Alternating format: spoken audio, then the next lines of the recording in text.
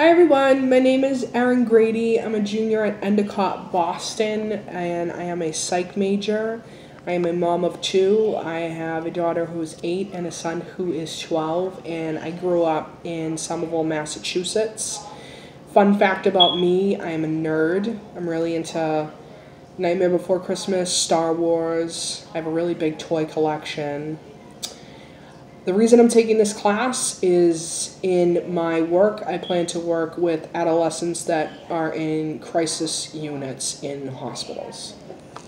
So the first thing that I gathered from the Perry book that I thought was significant was how he was talking about in the story of Tina, who had experienced sexual abuse from the babysitter's son, and how she had come in and her first reaction to him was to sit on his lap and undo his pants.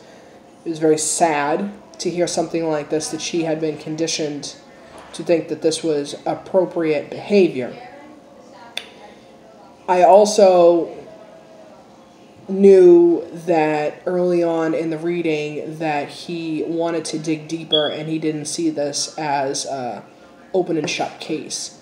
He referred to the DSM with his higher-up talking about, well, what's her diagnosis, and he said it was kind of like a computer manual written by a committee with no knowledge of machines, actual hardware or software, a manual that attempts to determine the course of and cure for computer problems by asking you to consider the sounds it makes.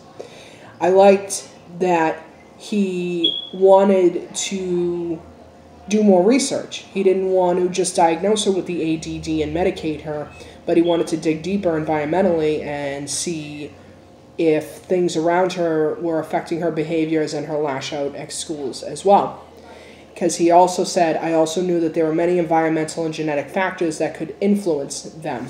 So that kind of piggybacks on the Yuri Bronfenbrenner ecological systems theory, where he talks about the 5 systems that he feels can affect a youth's development, such as the microsystem, which is the most influential, which is the surrounding environment, such as home and in school. And I see a lot of truth behind that, because they always say you learn your first things at home.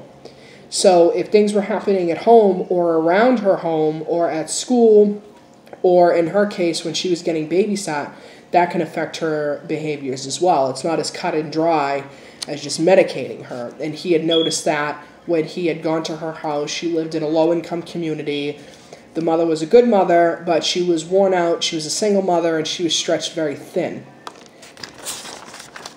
Like he had stated, I knew that there was something important about how the world she grew up and lived in shaped her emotional behavior, social, and physical health.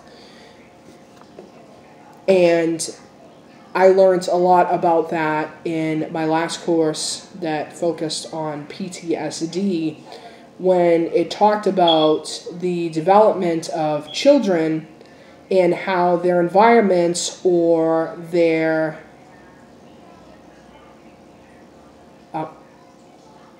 the environments or how much money that they had growing up or what they were exposed to, if there was violence in the neighborhood, if they lived in a third world country where there was war and there was heartache. This can affect a child psychologically. And this can be in direct correlation to how they lash out. It's not, let's look at the symptoms, let's diagnose them, and let's drug them. It's let's look at the symptoms, let's find the root of the symptoms, and then properly treat, whether it be with medicine or with different types of treatment therapies for PTSD, such as CBT or DBT. So I appreciated this first chapter because I share a lot of his viewpoints with my own child, and this has brought me into this line of work. With him, he has had some psychological stays, and I saw a need to have a heart, to not see them as just a name on a piece of paper, but see them as a human being and relate to their experiences.